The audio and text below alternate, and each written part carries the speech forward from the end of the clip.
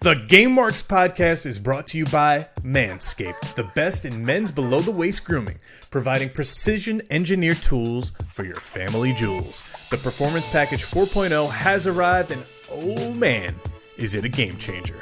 It's the ultimate men's hygiene bundle. The Performance Package 4.0 comes with the Lawnmower 4.0, body hair trimmer, the Weed Whacker, ear and nose hair trimmer, below the belt toner and deodorant, performance boxer briefs, and a travel bag to hold all your goodies. It's definitely holding all my goodies, if you know what I mean. Over 7 million men worldwide trust Manscaped with their grooming needs, and we've got an exclusive offer for all of the Game Marks out there. You can get 20% off your order and free worldwide shipping just by using the code GameMarks at manscaped.com. Unlock your confidence and always use the right tool for the job with Manscaped. Manscaped.com and use code GameMarks. You're listening to the Major Pod Network, the only place where your favorite toy store, card shop, arcade, theme park, and arena are all on the same block. Scratch that major itch.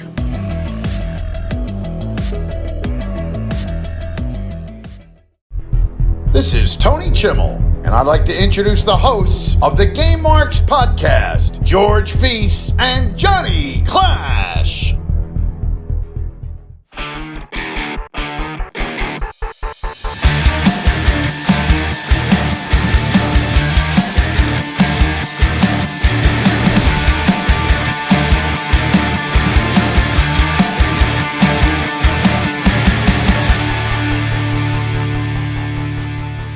Welcome to the Game Marks podcast presented by the Major Pod Network. I'm the man they call Johnny Clash. And I am Mr. Anything is Feasible, George Feis, and today we are breaking down the evolution of the RKO as it pertains to wrestling video games. Which is the best? Which is the worst? Which ones will fall in between? We're also going to be talking about a little bit of AEW Fight Forever, Sims Legacy, and a whole lot more in gaming news. And don't forget to subscribe and leave a 5-star review for this podcast on Apple Podcasts and Spotify, and follow us on all forms of social media at GameMarksPod, and check out the exclusive content we're creating for our Patreon at patreon.com/GameMarksPod. What's up? We didn't do the whole Play It Forever Future Endeavor thing, so we don't get to look up and look down, and that just felt weird because usually we do that. So maybe at the end we can Play It Forever Future Endeavor with the actual animations of the RKO. Yeah. We'll pick one and we'll bury one. So I know from what I saw, there's a few that could definitely go away forever. Yeah. Hey, you load up WWE Champions at all this week? You know what? I got to tell you, I did. And, man, I don't know why that game is just as addictive as it is. It doesn't make any sense. But like I said last week, it's a good time killer. 100%. I sat there and played it a few times, but then you get through all the stuff, and here's this currency and do this and do that, and your mailbox full, and The Rock is telling you to do something even though you already went through the tutorial 3 times, and it's okay, back to Marvel.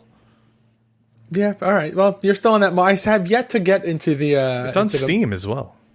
Oh, I have yet to get into the Marvel Snap. It's on the list. Yeah, you could link your account, play on your phone, play on Steam. But anyway, after WWE Champions, we want to do this. Our good buddies, the MWO, the Major World Order, welcome to the Major Pod Network. Congratulations, boys. Happy to have you guys on the team. And can't wait to see what the future has for the boys over at the MWO. Couldn't happen to better guys. Oh, yeah. Bunch of nice guys. And hey, maybe they're the next crossover on this podcast. I think we owe them one, right? Absolutely. We were on theirs, they got to come on ours. Absolutely. But George, this Saturday I went to Full Gear. I saw 2 of my good friends, three even of my good friends win and retain championships. It was It was crazy. I think it was summed up best by a post from Pat Buck just saying Creative Pro's just unmatched. He's proud of his kids. And It's the place to be, man. it's crazy. Like, I remember the first day MJF, go find his interview in our archives. It's incredible.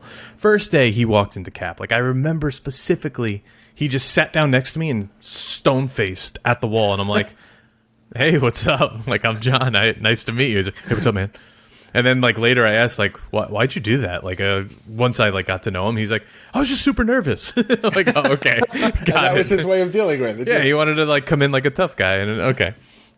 But yeah, Max and Bowens, crazy. I messaged both of them earlier and sent my congratulations, but it was just so cool being there. But you know what? There was just this one mark in the crowd behind us that the entire fucking show, he had something negative to say about every single person that walked out. And he was with a whole row of his friends who were clearly not wrestling fans, so they were asking his opinion, and he was such like a little smark. It's like, hey, what do you think about Pentagon? And he's like, oh, well, you know, I'm indifferent. I actually hate his moveset. It's like, what? What? Like, I like Darby Allin as like a character, but I actually hate his finisher. And then he was counting all the Canadians. He was counting all the super kicks. It was making it like so unenjoyable. Everyone around us was just like,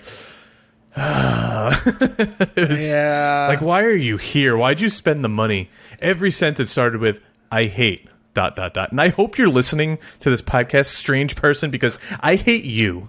And I don't think you deserve to watch wrestling ever. Okay? You just bought tickets to a pay-per-view. Shut up and enjoy it. How about that? Wow. Yeah.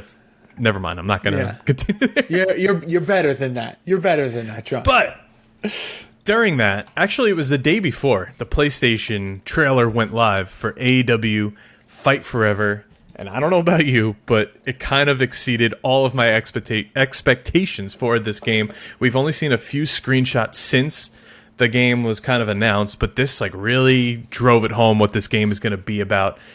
We saw so much. We saw specifically a new cover. That's like most importantly. Yes. A new cover. No more CM Punk. They added more wrestlers to it. The classics, the old school guys, the homegrown. It's going to be, it looks like you said, I think months ago, it should look like Dynamite.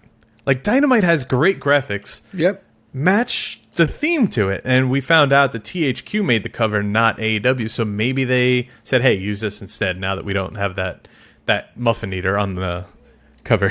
Yeah, I mean, that was the big thing for me when we were talking about the cover last time. It was just like everything, like AEW has such like a specific graphic type with like the brackets and like everything. Like it's either the brackets or you get like the gold for the match Colored cards. Like everything dust. just has like the dust, the smoke. Like everything has just like such a unique feel to this. And this, like you just said, just felt like a video game cover. It didn't feel like it was branded specifically for AEW. Oh, I was so happy to see it at the end because it was speculated, but it was good to see it. And then they posted it again. It was like, all right, cool. But we also saw someone pointed this out in our Discord. For a second there, you see Darby Allin riding a skateboard in the ring and then diving off of it over the top. That, like, what else can you do? Because that's incredible. Like, so is everything going to be interactive like that? So this was actually like the one major question that I was walking away from watching this trailer with is. So there's one point where you see someone getting German suplexed or back suplexed onto the ring apron.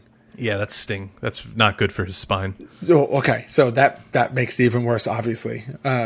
Johnny Clash loves Sting. But my question was, is that a specific move that's happening on the ring apron? Or is it just that's how the collision works in this game? Like, if you go to do that near the ring steps, does it go, okay, the collision detection is now going to register this as this move is happening on the ring steps? The same thing with, like, the guardrail. If you go to do that, does it, like, instead drop the opponent on the guardrail rather than do what most games do, where they just, you do the move and it creates that space where, like, all of a sudden your character just, like, slides across the floor. And I was like, I wonder. I mean, why not? I feel like that's the next logical progression for how like collision detection works in games. And if anyone's going to do it, it's going to be, a THQ engine that does it. But it just kind of like piqued my interest. I was like, the way that I mean, it happens in the blink of an eye in the trailer itself, but I was just like, I wonder if this is just how it's going to be like for the corner. Like if you do the same thing in the corner, you go to throw, you're going to, no, is it an arm drag? Is it an arm whip? The thing that MJF does when he throws them and they flip it? Is that it's an arm drag? Not really an arm drag, but I know what you mean. But like, I don't know if it has a name. That kind of collision, does that happen if you do it outside and you do it on the corner where the ring steps meet the ring? Like, there's so many possibilities of where like collision can happen that it's just, that was the thing that jumped out to me the most. Yeah, we also saw some weapons. We can confirm that was a wet floor sign last week that we were discussing because it's in another scene. It pops up. We saw some championship belts, which look incredible. We only saw them for a split second. It shows Jade with the TBS title, which says the first TBS champion. Yep. Then we saw Moxley with the AEW World Championship, which I guess we could just assume because he was the champion at the time, but it doesn't really show in full detail. So I'm looking forward to seeing what the belts actually look like. I was a little nervous because this is getting a lot of comparisons, or was, to the TNA game, and there's not a single championship belt in any entrance or anything in that game. But someone pointed out that what do you call it? Like on your lower third, like the nameplate, there's like a tag above it that says like Sting, 14-time world champion. Yes. Like Britt Baker says 290-day reign as AEW Women's World Champion. Is that interactive? Is that going to keep going? Is that, if you're going to keep going in career mode, is that going to change? Because I saw another one where Sting said something different. I wonder it said like the icon or whatever. So I would have to imagine that there's probably a few that are just baked in there for each wrestler, and they probably change every match. It's just like, Sting's got 5 and a random number generator calls up whatever one it is.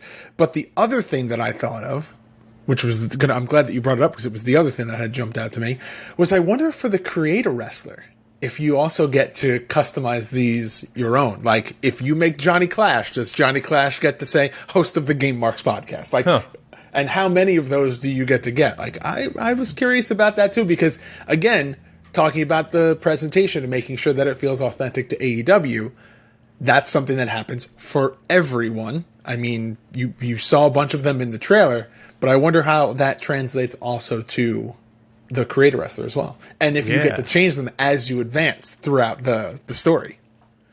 Crazy alone that a creator wrestler was confirmed, and so was a quote-unquote deep career mode, as they say in the thing. Now, music. There's a lot of licensed music in AEW. Yeah. We just saw Carry On My Wayward Son come back, and we're not going to get Cult of Personality, but if Cody's in the game, which apparently he is, his music. Are we getting John Moxley's music? I know you hate it, but I like it. That guy at Full Gear also hated it, by the way. I don't hate it. It's just I actually really liked the original theme that he had. Yeah, okay. What's going to be the deal there? Are we only getting Mikey Ruckus music, or are we going to get those licensed songs? I don't know. Well, because I know that in some cases they actually bought I heard like conflicting things. Like in some cases Tony Khan like bought the rights, and in other instances I heard that he just like full out bought the songs. Well, think about like the Hardys. That was stock music. I'm sure he bought the song or bought the rights to the song. But then like Ruby Soho is not gonna. That's just like Lars said, here, use my song. It's not their song. I think he may have, the one that I had heard it about was that he had bought Jungle Boy's music. Oh, interesting. So that's also a big one, yeah. Darby, like everyone has licensed music. There's so many.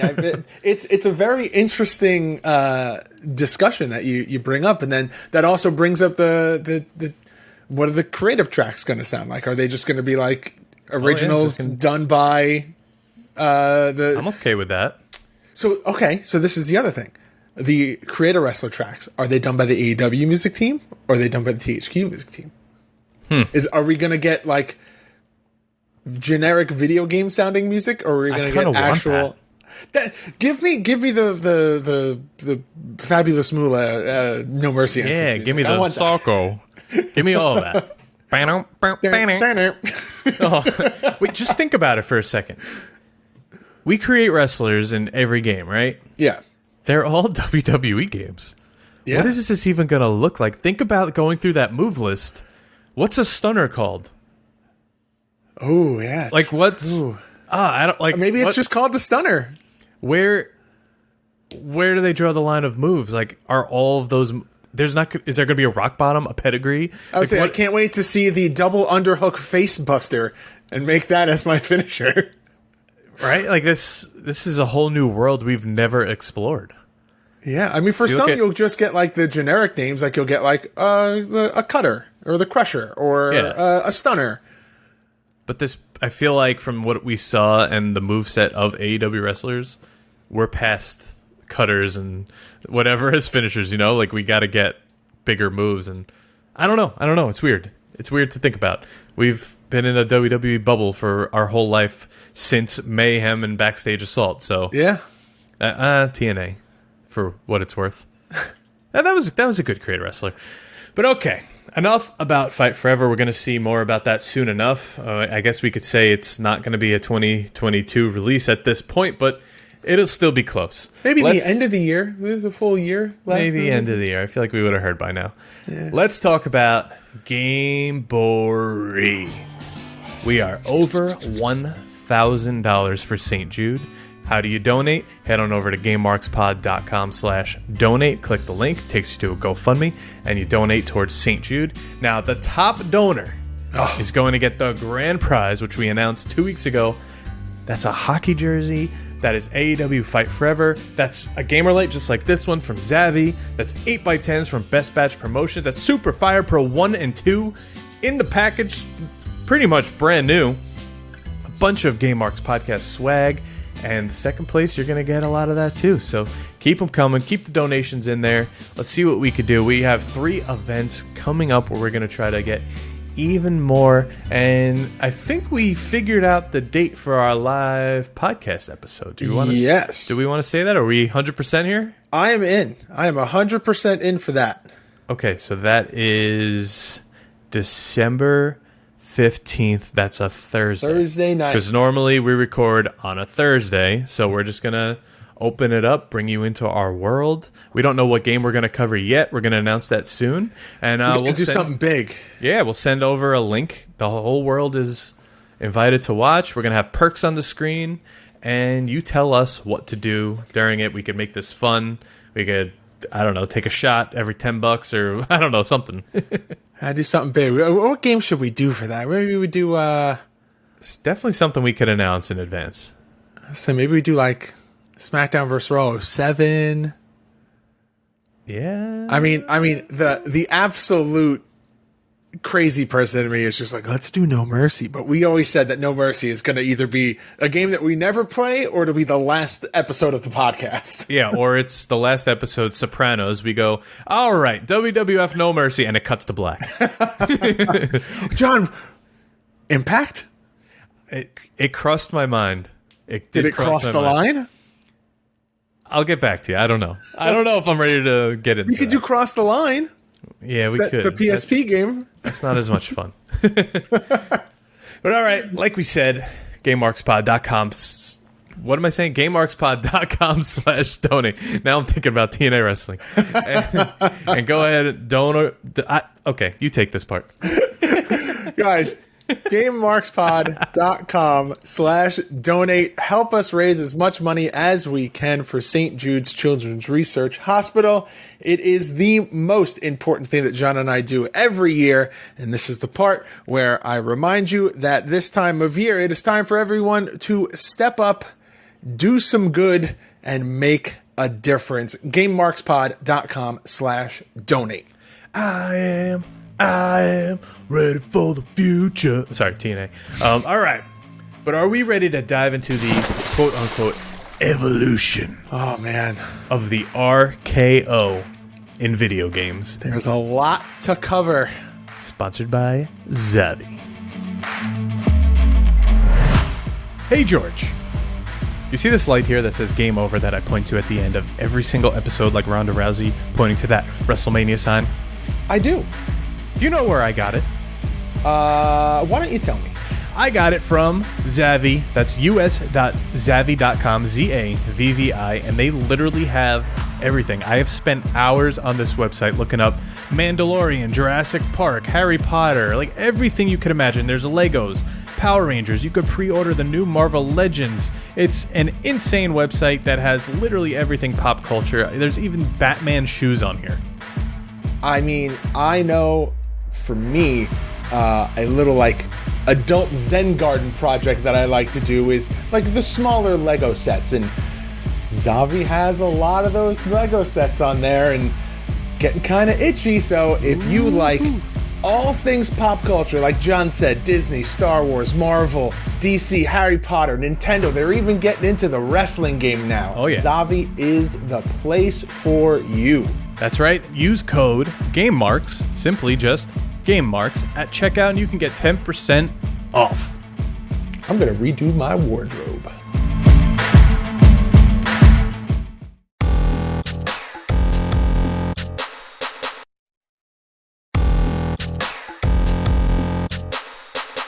All right, so RKO does not appear in Randy Orton's first video game appearance. He's got the overdrive in WWE SmackDown Shut Your Mouth. And it's, you know, a little bit of a bummer because we talk about how much we love that move last week. Don't forget about Raw 2 here, because Raw 2 is a game nobody even thinks to remember that he's in. Just like this video you sent me where we kind of went through a lot of these. He has a jumping cutter, which is not an RKO. It is called a jumping cutter. He jumps, okay, I'm going to get technical wrestling on you right now. Okay. A diamond cutter. Do you know what a cravat is? Yeah, it's the grab by the neck. By the neck, this arm comes this way, and you jump. That's what a diamond cutter is, and that's really what like a cutter is. So you grab it, you go. But Orton doesn't do that with the RKO. It's kind of just a grab and go. Yeah, it's like hand over hand, right? It's just whatever. You see some of these later on, he's even using one hand. One hand, yeah. It's literally an evolution. So some of these old ones where you could change the move, you change it. I know I did it a bunch in older games. It must have been Shut Your Mouth and Raw 2. You change it to the cutter because obviously it's his finisher and you want it to be as authentic. Or say you make him in No Mercy, there's a cutter in there, like a diamond cutter. You want to put that in. It's as close as you're going to get. And to the regular eye, it's the same move, essentially. But he puts his own spin on it. So maybe in the beginning, it is a little whatever. Like it looks a little wrong. And even it's not as flashy as it was, as it grew up to be. It just is like... It really evolves. Yeah. Now, let's go into the next one here. We know I love this stupid game so much. WrestleMania 19. We're finally getting what is shaping up to be an RKO. Yes. It's got a good presentation. There's something always about those GameCube games where the hits were just... They hit. Like, they hit hard. Everything was always snappy. You bounced off the mat, and it was a good RKO. I would still consider it more of a cutter, more of the same animation from the previous games, not a unique move for Randy. You get the hop there. It's not just like the hook, like you're doing the stunner and then you lay out. There's a little bit of the jump in that animation. Like we said, I feel like this is going to come up a lot. It's not the crazy, out of nowhere, like crazy flashy jumpy RKO that we're used to. Right.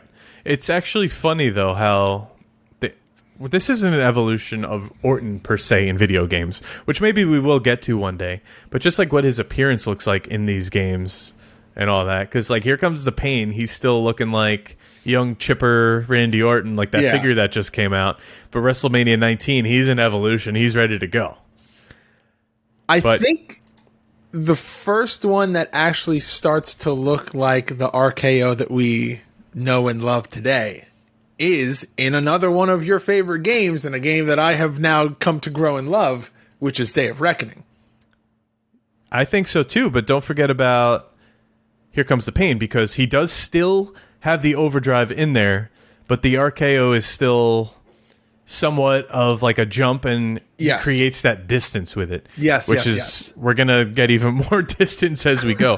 If I think back to that playthrough we did of SmackDown vs. Raw 06, where we just got such a distance and you went through the cell, but you cover like half the Hell in a Cell top with one move. It's crazy. That's you like once you have him hooked, you like run with it and like it's like spin a running around. start.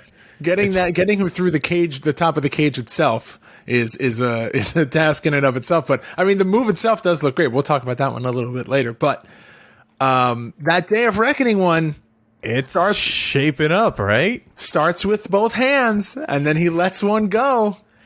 So what bothered me always about those games was the grapple first. Like, you can't really hit a move out of nowhere unless it's like a running attack. Yeah. I hate the grapple, then the RKO. You can't do it out of nowhere. I don't think that was really a thing then. I think we were still in like the Legend Killer kick. But it was cool because that's how he would do it. It would be out of nowhere. Same with like, say, a Sweet Chin Music or something. Like, why am I grappling before this big presentation? But that's how the game was. It makes sense. You probably could do a super kick just by hitting the B button, but you're not going to get the Sweet Chin Music. Yeah, I mean, and even, I'm trying to think of how long it takes to get like the real, finisher from the corner, grab onto the rope, tune up the band. Like because for so long it was just like you got to go to the corner, hit the taunt button, you'll do your corner taunt, and then you can walk back over to them and hit it. But I think it's got to be in like SmackDown vs. Raw. I think SmackDown 2 had that. I remember seeing SmackDown go across the screen. Yeah, one of them had it. I could be wrong. Yeah, you know what? You're right. It's not a corner special. It's back in the days where you would just hit your special and then all of a sudden your guy would just like be wherever. Wherever. You're right. You're right. Sooner than I thought it was. I could be wrong on which game specifically, but it was an early one. Yeah, it is. It's earlier than I thought it was for sure. All right, but now we are on to SmackDown versus Raw. It's really shaping up. This is one of my favorites also. But they have now included, you could do it from the top rope. That's what I was going to bring up. You prop the guy up, you put him up there on the top, they're sitting there, and you just grab, you run, you hit that RKO. Randy gets like good height on it. He does that like little, he almost floats while he does it. And it's a video game, so you could do really whatever you want, but that's how he did it in real life, which was cool. And I think it's safe to say, from SmackDown vs. Raw till this year's game, the top rope RKO still exists. Yeah, and it still looks great. Yeah, I know there's one in here somewhere that we'll get to a little bit later, where he puts them up there, then he climbs up, and he takes them backwards, and it's like really long and obnoxious, and I don't know. It's just obnoxious. It just takes too long as a finisher. I also know that there's one that comes up later on where it may be off the top rope, but it may not be, where it's less of like the flat like bump that you take when you get the move done, and it's more of like a spike where you like he like grabs them and he goes to do the running jump, but when they like land vertically on their head, and I was just like, that has never, I don't think that's ever happened when someone's taken the RKO. I mean, it looks like, that video that surfaced years and years ago of Triple H hitting the pedigree and the guy just goes full vertical. Oh yeah, RVD too with that DDT. It's like that. Yeah, and it's just like, I don't think I've ever seen anyone take the RKO. I mean, for a video game, it looks devastating, but it's not the most accurate. No, but it's still cool, and I like that we get it from the top rope. Trust me, that is going to evolve as we go. If you're unfamiliar with the current games, you could pretty much do it anywhere. Now, Here Comes the Pain also has, SmackDown versus Raw also has a regular RKO other than the top rope one. I think it's very similar to Here Comes the Pain. I don't think much really changed. It's a good one. It looks cool. That's it. Status quo. Yeah, I mean, if you look at both of them side by side, it's pretty much the same animation. Now, Day of Reckoning 2, also a very similar presentation as Day of Reckoning 1. Now, I just feel Day of Reckoning 2 added a closer camera angle, which I have like a love-hate with which is why probably I lean more towards the first one. But they make every finisher just feel big and impactful. And with this one, it slows up. You get those nice like movement lines as you're in the air. You get a nice like little turn in the air while you go. It's very hard to actually hit this move and get them centered in the ring and not have a rope break because you get such distance. But I think it's just a really good presentation here, and it's more, like, what more do you want in a finisher? I think that's something that Day of Reckoning, when we've talked about it, you can go to listen to both episodes in the archive, but like that's something that we praise Day of Reckoning for, is like every move, whether it was something as important as or as big as an RKO, or if you were hitting someone's finisher that may not be as impressive and as, you know, out of nowhere as that, every move in Day of Reckoning feels important because of how they treated the finishers. So like you can make a creative wrestler and make your finisher like a Russian leg sweep, but because of the camera cuts and how it looks, you're like, that is the coolest looking Russian leg sweep I've ever seen. Yeah, it's true. And even if you turn them off, I don't know, the finisher ones are cool. Yeah. Now, here's a forgotten game. WrestleMania 21, also in our archives. People don't bring this one up very often, but as an Xbox guy who didn't have a PS2 at the time, this was my go-to because what more did I have? I had Raw 1 and 2, and those were dog shit, so I had to play WrestleMania 21, which did not pan out much better. But for this one, it was kind of similar where all of the finishers are more cinematic. Yeah. Like I remember Eugene and Shawn Michaels, like their finishers were just... the logo goes across and you're now in this part of the ring doing your finisher.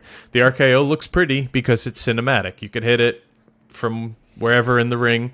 It's going to look nice. You're going to have a nice flat bump, and it's a nice RKO. There was this age where like certain finishers became like almost like little cinematics. Yeah. I like it. It's vintage Orton also in those like baby blue that MJF it inspired him so much, so we've seen him wear stuff like that also. Yep.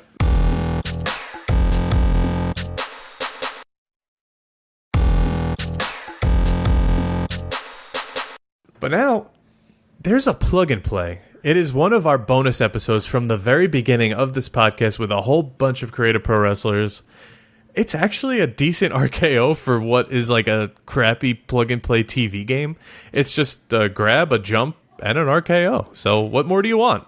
And for what it's on, it fits the build. It does what it needs to do, and it's not just like a grab and drop. It's like got the jump, it's got the one hand, it's got the flat bump. It's just great. So I know that one's also very people don't really play it. I know I left mine at Creative Pro because when the hell am I ever going to play it on that type of TV? I never am.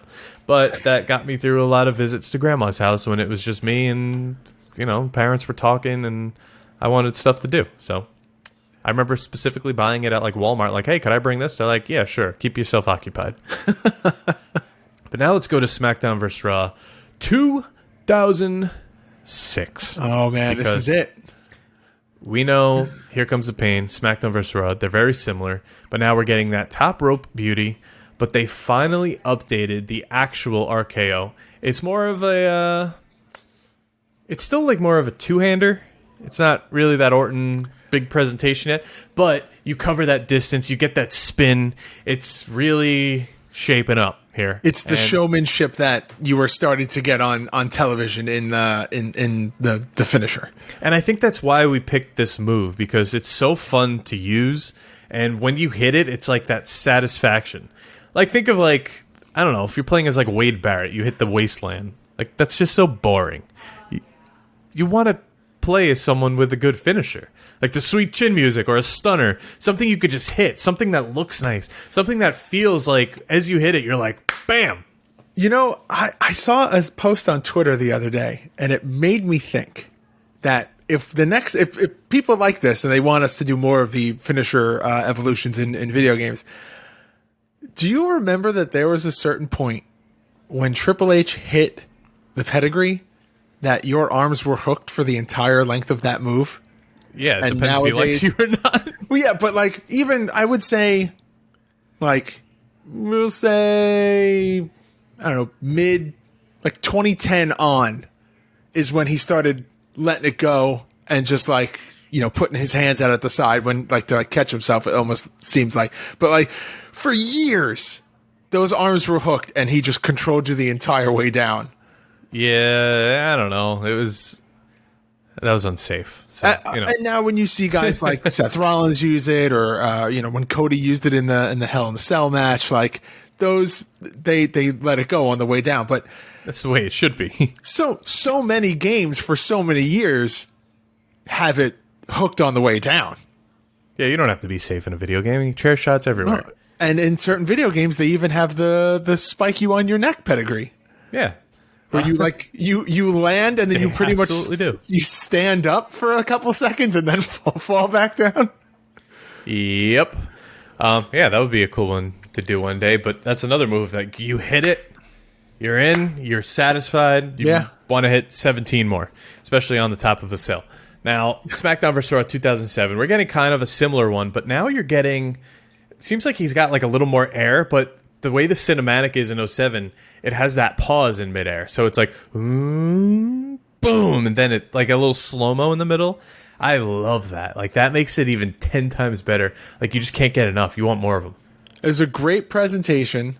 It, like you said, the cinematic angle. I'm just going to... That's the only thing that I can think of calling it, is that it's those cinematic camera cuts. Yeah. Really, in this era of the video games, makes so many moves feel important and impactful, and really makes them satisfying. That's the I feel going to be the biggest thing that we talk about, is that hitting a lot of the finisher moves in SmackDown vs. Raw series just feels so satisfying. I can agree. And you're getting kind of the same thing as far as the regular RKO in SmackDown vs. Raw 08, but now we got the one hand. But the coolest feature. Oh, the best. You can now catch someone midair with an RKO. So innovative. Something that just blew everyone's mind back then. Fantastic. So good. Now imagine they put in Evan Bourne's shooting star into the RKO. I'm pretty sure later on you do get that, but man, I think there is a catching finisher that is that, or maybe it's just a splash. I wish you could just catch it any way possible. See, that's what I like about the current game, because I was playing once and I was someone and I dove off the top and I just got caught by, I think, Kane into a chokeslam where I was. Yeah. It's just innovative, because that's where wrestling is now. You're not just going to get that tombstone or that chokeslam. Make it cool. Make it flashy. Oh, yeah, absolutely. And do that for innovation. For so many moves. There are so many incredible moments that can be made by doing stuff like that. But I'm going to take us through this next one, because this is it. We have officially hit the perfect presentation for how it's supposed to be for the RKO, and then it just evolves and gets better from here on out. SmackDown vs. Raw 2009, you get the fist on the ring, pounding for the wake-up taunt. Oh, God, it's perfect. That is the pinnacle setup for the RKO. It is something that is still done today. It's great. 10 out of 10. That's what a move needs, just a good setup like that. And when you hit it, it's just that much better. I think this is a wake-up taunt, I would assume. Yeah. I'm not sure if this is the first game that has them. I'm probably very wrong here. It's probably earlier. But I love that that's a thing. But at a certain time, it's okay, that's a little cheap that you can just wake someone up with a taunt. I even forgot about the shattered screen that happens. Oh, yeah. You hit your finish. I forgot about that. That's another element that's just you guys like the cinematics? You think it made the moves feel cooler? What if when you actually land the move, the entire screen just breaks? And then Stone Cold comes out? No. No, it's such a cool feature of the game. And we got to remember here, this isn't Orton's only finisher anymore. There's the punt kick. Oh, the punt as well. You also have the signature move where he does the Gordy stomps. Yep. And then later on you get the rope hung DDT signature as well. Yep. But we're only covering the RKO, but it's cool to see. We're really looking at the evolution of a man here as well. Yeah, that's very true. But you know what's weird to me is that in so many games and even in on television, the punt kick was used to finish a lot of like matches, and it was Yeah, rightfully so. I don't think that it was ever like it was in the move set, but it was never the move that he was known for using in the video games. Like he was always so synonymous with the RKO that when the punt kick was in the video games, it was just like, oh yeah, he also does that too. Yeah, and the presentation for those were always so great as well. Yeah, also very satisfying. Yes. But SVR 10, 11, I think we could kind of go through those a little quick. They're pretty similar. Not much is going to change really from here out, but you're going to get new features of how you can do it. Yes, because starting in SmackDown vs. Raw 2011, you could do it off of a ladder, which if there's a table under you, God bless, because you're also going through that table. Man. And a Royal Rumble elimination. Which, I think it's cool. Not my favorite. It's not like a snappy move, but I think if you're in a Rumble and you have a finisher, see, that's the problem with older games, like say No Mercy. You do a finisher in a Rumble, it really doesn't get you anywhere. The guy's just down, you now got to whip him, you got to get him to the rope, you got to eliminate him. I like having a finisher that makes it available there. Right? I don't know. Am I wrong? No, I agree with that. But I just think that the RKO itself doesn't, like the choke slam, a power bomb. There are other Rumble finishers that I think are better than the RKO, but I agree. Having it as an apron finisher makes a world of difference. And what you were available to use as an apron finisher in No Mercy is nothing compared to what you get in the SmackDown vs. Raw series. And that's in 10 and 11. So that's a pretty cool feature. I like it a lot. Legends of WrestleMania, that's pretty much the same game. You get the wrestlers that are in that game, and that's it. You kind of got to export them over. So it's kind of, it's not even as pretty. It's more of like a dumbed down Orton because the game was, a lot of us have played it. It's Legends of WrestleMania. It's not that great. Yeah. It's just not that great. But then. It's over the top season here because now we are jumping to WWE All-Stars. And man, you want to talk about a satisfying finisher move to hit. This is one of the best in the entire game. Absolutely. There's no ifs, ands, or buts, no questions about it. It's got that motion behind you, like that yellow heat 'em up, like kind of flame, smoke, whatever you want to call it. You jump 50 feet in the air, you turn, you spin, and it's just so pretty. It's great. You got a nice taunt at the end. It's perfect. I mean, I love silliness, and All-Stars is definitely silly. I think that the thing I like the most about it in All-Stars is that so many of the moves in All-Stars make the wrestlers do like 540s or 360s, and it almost kind of feels like you're playing like Tony Hawk wrestling. RKO, you jump up really high, but you don't do a full rotation. I don't even know if you do a full a 180. But it's just the same amount of like spin that you would get in a SmackDown vs. Raw. The craziness is the amount of height that you get for that move. Oh yeah. It's just like it's like jumping off a ladder with it, but there's no ladder. It's great. Now, 13. We're finally getting a new one. We're going to skip through 12 because it's pretty much 11, it's 10. Yeah. I think that jump from WWE 13 from the SmackDown vs. Raw title, it's the same game. It's just kind of carried over, even though it's a different series. Now, it's also the first one, WWE 13, where after the move, he does those stomps. Yep. Like, he hits it and he gets up, he starts stomping, but they finally changed the animation of it, so it's a little more snappy. He gets right up, he does that. It's beautiful. It's perfect. It's probably one of my favorite out of all of these. You get this again when you switch over to 2K and 2K14, but you're also getting a springboard counter RKO, and you're getting a pop-up RKO. I think this was inspired by the Rollins Orton match where he did it off of the curb stomp, but it's not the curb stomp yet. We get that later on. This is just a pop-up in the air, grab him, cutter.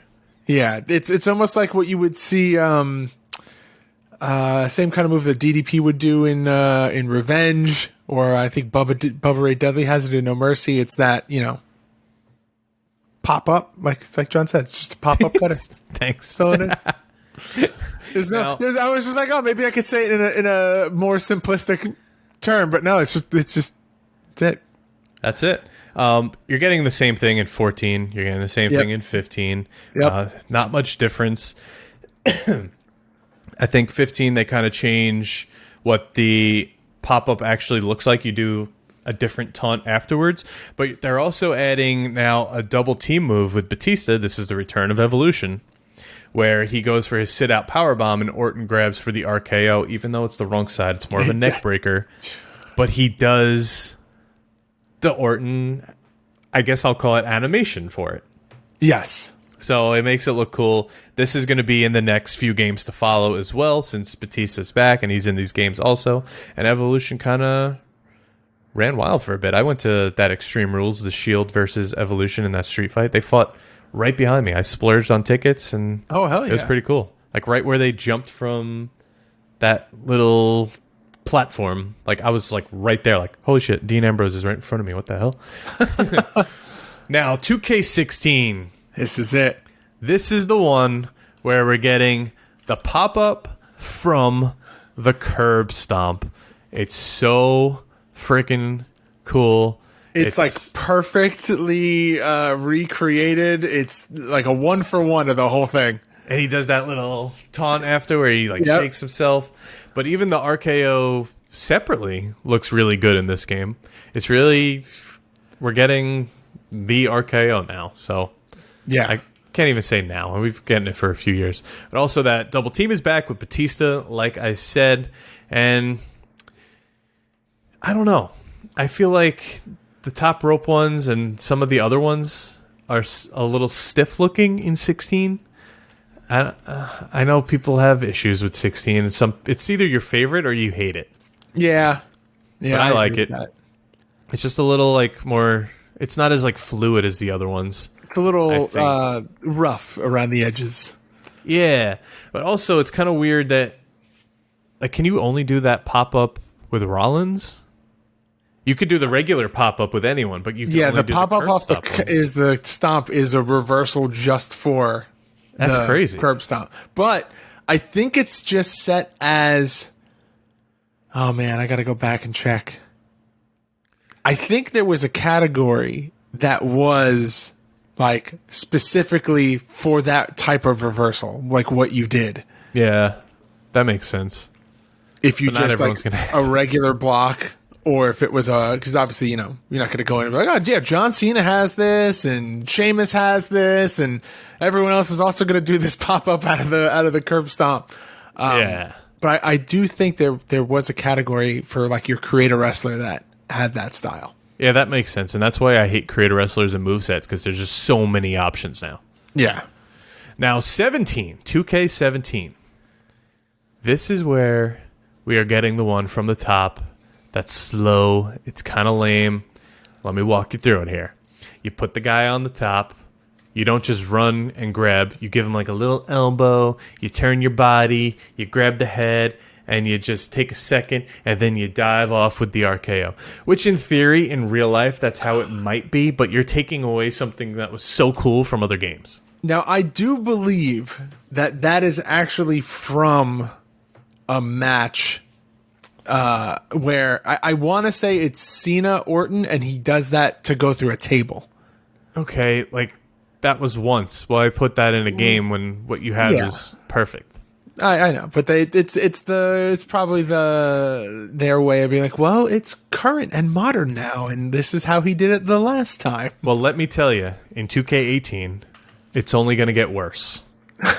because you set the guy up top, you give him a punch to the face, you climb up regular, you then turn your body slowly to give them your back, you grab the head, and then you dive off. It's just, it looks like a high-risk move from like a ladder, but it's only from the top, where the ladder one's just cut her from the ladder. Yeah, the setup for the move, it takes way too long. But, I mean, it's satisfying once you hit it, and after you hit it, there's a little bit of Orton in the animation there. It's not, the stomp and all that, but, I mean, there is some Orton-esque animation too when you're coming out of the move as well, so there's a little bit of a silver lining there. Yeah, other than that, every other RKO in there looks great. Yep, I mean, off the top, tag team, it's all the same on the apron. Yeah, 19 has the updated one where they're diving off the top and you grab it. Orton also has hair in there. Yep. And I want to check out in 19, yeah.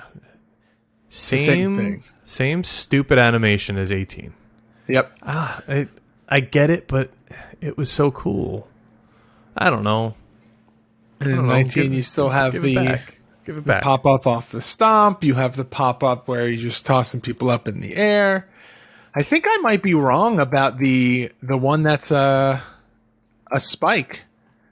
Maybe I'm thinking of someone who actually took an RKO. Maybe like Ricochet took a really crazy RKO on Raw or something and actually spiked himself down, and that's what I'm thinking of, because we're at 19. There's only a couple of games left to talk about, and we still haven't come across it. And I feel like if it was going to happen, it would have happened already. So maybe I'm thinking of a real life one that had actually happened. Yeah, I think some of the older ones too, like the first few SmackDown vs. Raws that he's in. Also, it's a little more spiky. Not like you were saying, but it is spiky.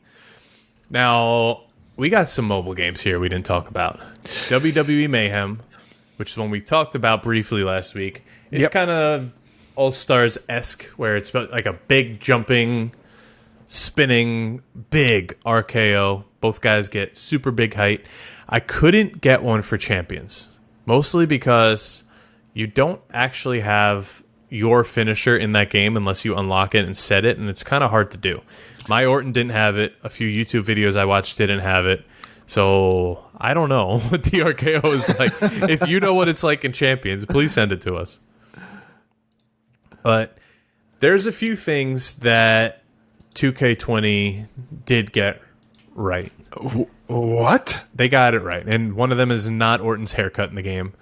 But he does finally, again, the proper RKO off the top, which is nice. In some angles, if you do it off the back two buckles, the camera shot actually misses the move. So you try to do it from the front if you want it. I think the RKO itself looks good, but they did take away the stomp taunt he does after the RKO, which is kind of depressing, but that's 2K20. What do you expect? Yeah, but I mean, everything else is there. The pop up, the one off the ladder, the one on top of the table, the double team move, all of those greatest hits are there. Oh man, I am having bad flashbacks watching 2K20 footage. Yeah, it's That's why this was the last game I ever bought on a disc. We were so excited about it. Give it the benefit of a doubt. We were so excited about it. Why does Rollins look like he's 5'2" and 400 pounds? But okay. Battlegrounds? Battlegrounds. It's pretty much the same as All-Stars. Pretty much. Yeah. Not much has changed over the years. I do like the taunt he does after. It's very, very Orton. Very cool. Very flashy. Same even down to the yellow glow around him. It's very similar to All-Stars, and I'll even say Mayhem without the glow. So, it's very, it's cool. It is what it is. 2K22, the most modern one, the last Orton we got. I'm sure there's some mobile and whatever we missed in between, but this one's pretty much, I would say, similar to 20 and 19 and the rest. It is what it is. It's Orton giving an RKO, and you could do pretty much the same places you did it everywhere else. So, not much change, not much different, but okay. That's Orton. Those are all That's it. of the RKOs we could talk about. I want to know you, the listener, but you right now, George, your favorite RKOs in the games. It's a toss-up. I very much like the presentation of 06, SmackDown vs. Raw 06, but the wake-up taunt from 09 also just such a staple in hitting that move and made it so much more satisfying. So don't know if I can necessarily land on one, but I'm going to say those are tied for first. All right. I think, obviously, I'm going to go Day of Reckoning, too. Of course, yeah. It was one of the best. But SmackDown vs. Raw 08, I think, had a really good one. The jumping one-handed one. You could just hit it out of nowhere before out of nowhere was really an established thing. But also 13 was pretty cool. I think it was 13. I could be wrong. 13. 13 was the updated one after 12, and 11 was similar. So WWE 13 had the cool one. But I think definitively I'm going to go with 08. I think that's a solid answer. The SmackDown vs. Raw series as a whole really landed the effect of hitting an RKO, making it satisfying. So kudos to SmackDown vs. Raw. That series is the real winner of the best RKO. Yeah, I mean it's just like every other game, every other aspect of these games. Once you hit the 2K, there was just kind of so much involved. You could do the move from anywhere. It's just. Sometimes simple is better. Like, oh, how do I do this? How do I do this? What is this on the screen? Just hit your finisher from wherever you are and make it happen. That's all you want. That's the easiest way to play a video game. I mean, no one needs to make this complicated 2K20. But okay. Simple is better. Less is more. AEW's learning that. Yeah. Now, you, listening to this, let us know what your favorite version of the RKO, let us know what your favorite finisher in a video game is. Let us know if you want us to cover a finisher next, and we'll try to get it done. Oh yeah, I really enjoyed this. This was fun, and something that I hope we get to do again. But with that said, John, is it time for us to go into this week's soft lock? Yes, it's time. Okay, the Soft Lock is a weekly segment where a member of our Patreon asks us a question or gives us a topic to debate. This week, the question comes from Will McDonough. And Will's question is, what is the absolute worst, most disgusting game series you can think of that probably shouldn't exist, but for some reason does?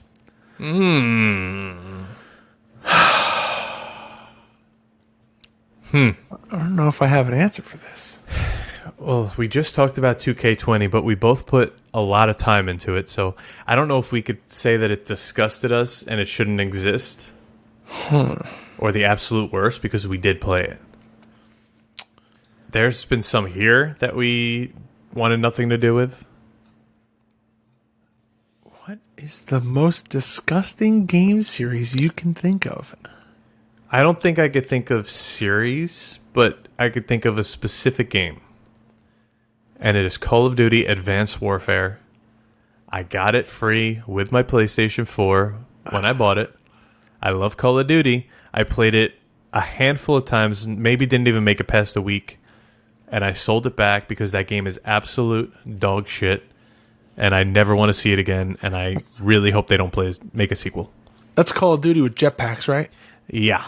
Yeah, get that out of here. Yeah, I'm going with that one too. Yeah. All right, definitively Advanced Warfare. That's the worst Call of Duty, in my opinion. Oh my god, it's miserable. You know how many times the past few years I've gone to like TJ Maxx or something, and it's always sitting there for like $3.99, no matter what TJ Maxx you go to. But speaking of Call of Duty, new Warzone feels good. Does it? I like the slow pace. Yeah, it's more. I like that it's a little slower and everyone's not slide canceling everywhere. Like it feels like you have to, like, and I'm sure that there'll be skill at all anymore. I'm sure that there'll be some weird mechanic that people learn to exploit within the next couple of days. But like they have but for now it feels like it's a little bit more of a slower pace, which for me makes the game a little bit more enjoyable because it's not like you drop in, you get shot, someone comes over and teabags you, you're done. It's the next game. Like. like I played a couple of games over the last few weeks, and it's just like it feels like there's a little bit more better pacing to it. So it's only been 4 days since we recorded, and I haven't really dabbled since the last time because weekends and we're recording early for holidays. So I'll report back after this long weekend because I'm sure I'll get some games in. I really just went in, did my loadout and all that, and kind of called it a day. What have you been using? What's your main? I have to use the fucking M4 because M4. I can't level up anything else. It's ridiculous. I don't As put of enough time recording, in. the TAC 54, I think it is. It's a gun that looks like a Scar. That's like the top one right now. So that's what I'm working on right now. All right, I guess I'll have to give that a go. I think in multi, I started using the small like SMG because it's just quicker. The Phoenix, yes, yeah, whatever it's called. Yeah, I know what when you're talking about. The Phoenix is not the name of it, but there's also a dead zone input. I don't know if you did this. If you go into controller and go into advanced settings, you go. I don't to play on controller. Okay, I'm sorry. Well, but say it for the people who do because it's valuable information. For Xbox, I have to. If you go to like the sensitivity, you go to the R trigger. It's at like a 2. Dump that shit down to 0. So as soon as you start pressing the trigger, it starts shooting. It already starts to go, what? Why would they do that? I don't know. It's at like a 1.8 when you go in. Dump that shit down to 0. Yeah, dump that down. That's insane. That's like making it so there's a click delay on your mouse. That's why would you do that? It's like a hair of a second, but still not good. Okay, we should have saved that for gaming news, but are you ready for some gaming news? Let's go. We're already there, John.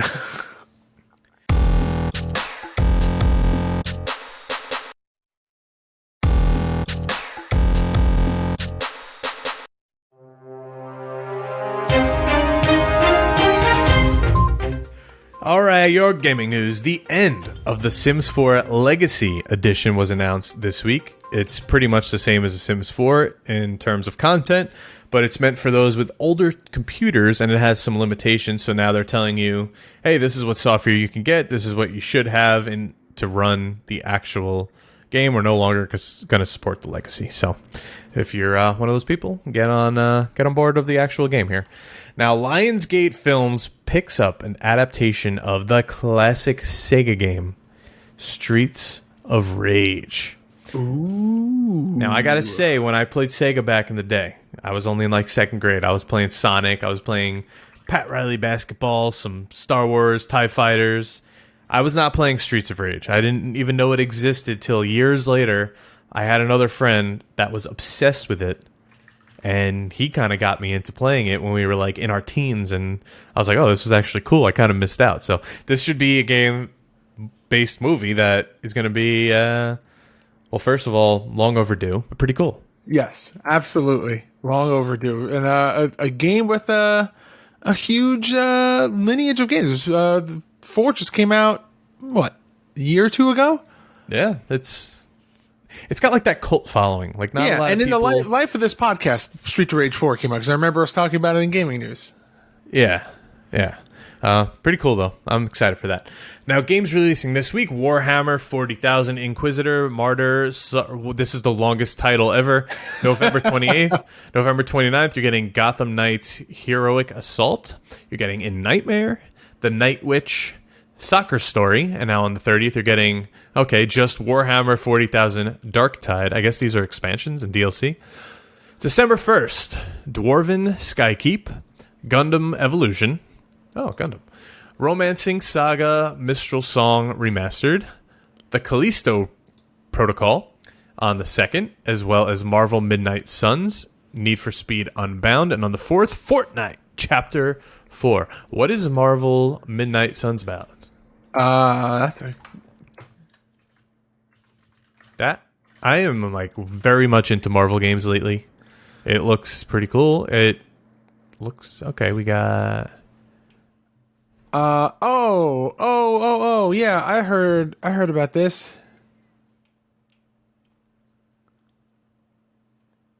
okay. It's a card strategy hybrid game.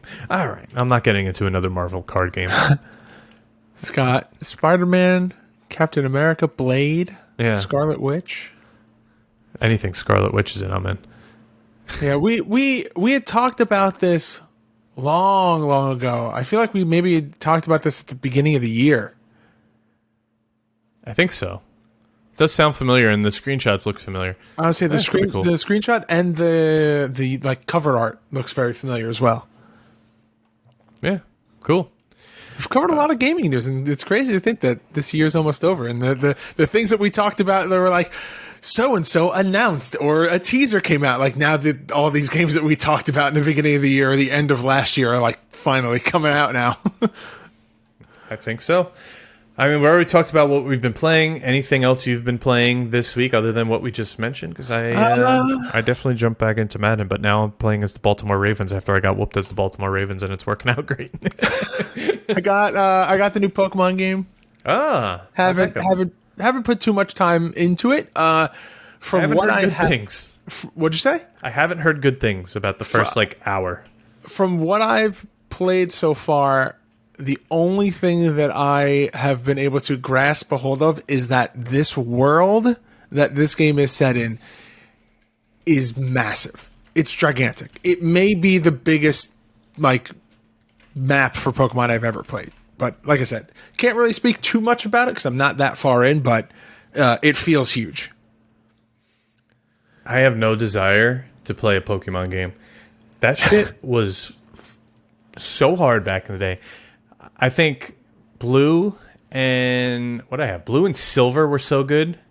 And then I was done after that because it's just way over my head. There's way too much going on.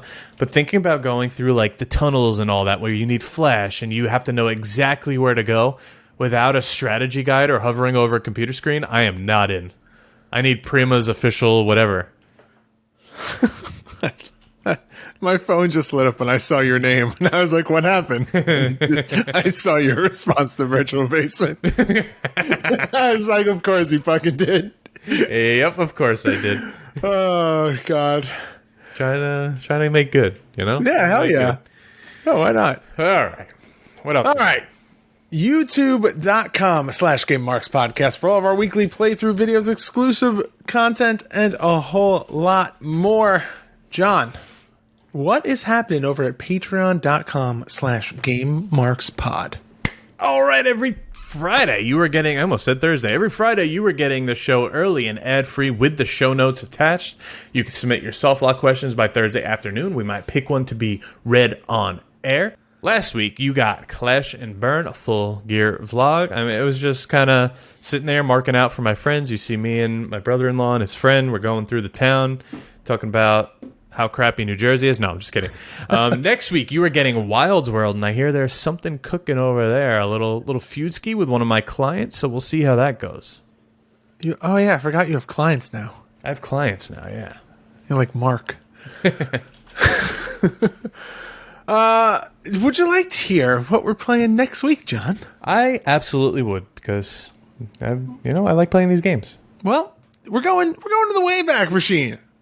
Because we are going back and we are doing a double header of sorts. We are playing Natsumi Championship Wrestling, and by playing that, we are also playing All Japan Pro Wrestling - World's Strongest Tag Team. They're essentially the same game. Natsumi Championship Wrestling is just the American port of the All Japan game. So it's essentially a double header. 2 games in one. We'll be talking about both games and the differences in each. And that's it. That's all we got for this very, very short, definitely not longer than episodes that we've done as of late. The Evolution of the RKO. John, is that it? Are we putting a bow on it? I put a nice Randy Orton-sized bow on that. No, right. Not sure what that looks like. But GameMarksPod.com/shop for all of our exclusive merchandise. ProWrestlingTees.com/GameMarksPod for our new shirt designs. And Patreon.com/GameMarksPod for everything that you just heard John talk about. At GameMarksPod on all forms of social media. And please make sure to like, comment, subscribe, ring that notification bell. Where's the bell? Here it is. Here it is. I lost the bell. And leave us a 5-star review on both Apple Podcast and Spotify. And if you have a product or service that you would like to advertise on this podcast, please reach out to us at GameMarksPod@gmail.com. John, there's only one thing left for you to do. Send everyone home with an RKO off the top rope. Do your Game thing. over, Marks.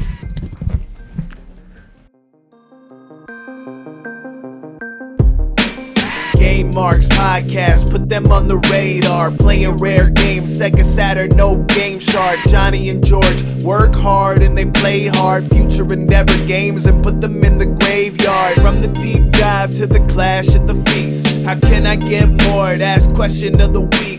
Follow on Twitch, there's nothing that they won't play. Game Marks Podcast every single Monday.